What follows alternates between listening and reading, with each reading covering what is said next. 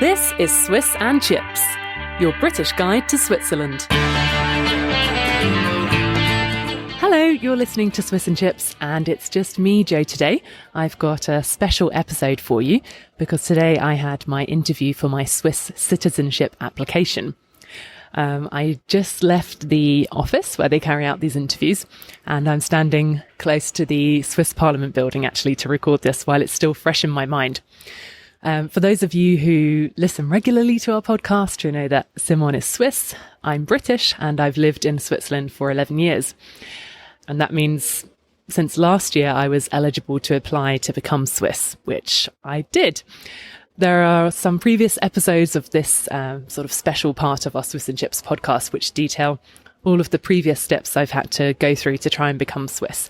So if you go to our website, swissandchips.com, and look for the tag Becoming Swiss, you'll find all of those episodes there, which explain in detail what I've had to do so far. So today was a really big day, and I was quite nervous about it, to be honest. If you live in Switzerland, you may have read many of the horror stories about what people who have tried to become Swiss have gone through, the difficult conversations, the big panels.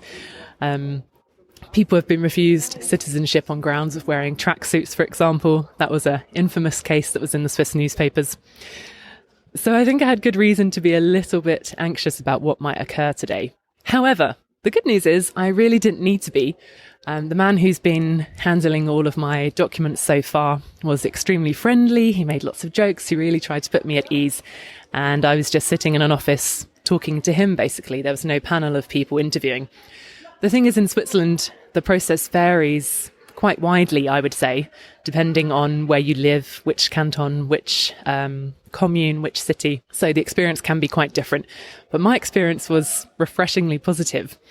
He asked a lot of questions to do with my CV, my education, the jobs I'd had.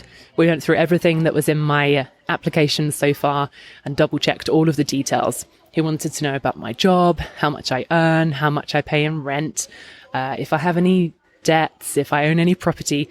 Lots of questions like this, really, because there are certain conditions that need to be fulfilled. You need to have enough money to live in Switzerland and be able to pay your bills and so on.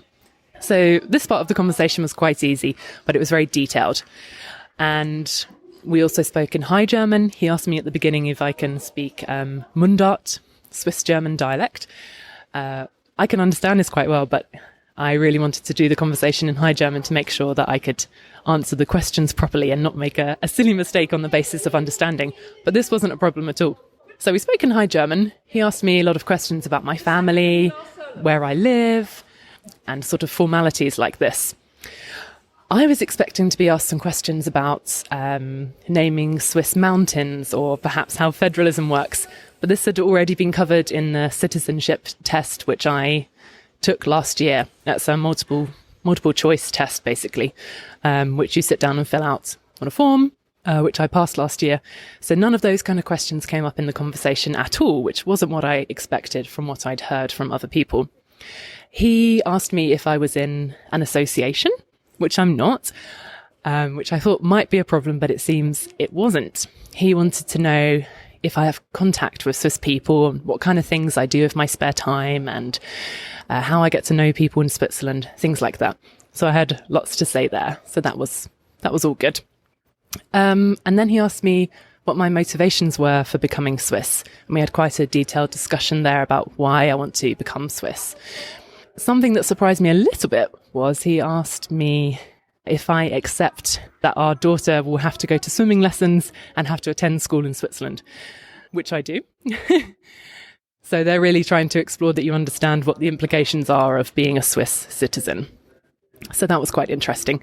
We talked at length about life in Switzerland and how I find it here and what I do in my job and how I find it being part of a Swiss family nowadays, what my relationship is with the UK if I would ever want to go back. And all in all, it took almost 2 hours for talking about these questions and going through my application and making sure that he understood everything about my education and what I do in my job and so on. So it was a really interesting and positive experience. It was very different to what I had expected. He explained how long the process will take, which is quite a long time. It seems that I won't get the final result until in about a year and a half's time, because citizenship in Switzerland happens on 3 levels: in the commune, at the local place where you live, in the canton, and then on the federal level as well. And at each stage, the responsible people look at your application and make sure everything is in order, and then pass it on to the next stage, and then it comes back. So yeah, it was an exciting day. It was very interesting. And if you're applying to become Swiss in Bern, I would say that you don't have anything to fear. Don't be scared by the reports that you've seen in newspapers. It's really a very positive experience. And if you've lived here for 10 years in Switzerland, I think you'll have a lot to say about why you want to stay. So fingers crossed that I will soon have something else to report back on my application procedure. And when we do, I'll make another episode of this podcast and we'll let you know how the process goes. Thanks for listening.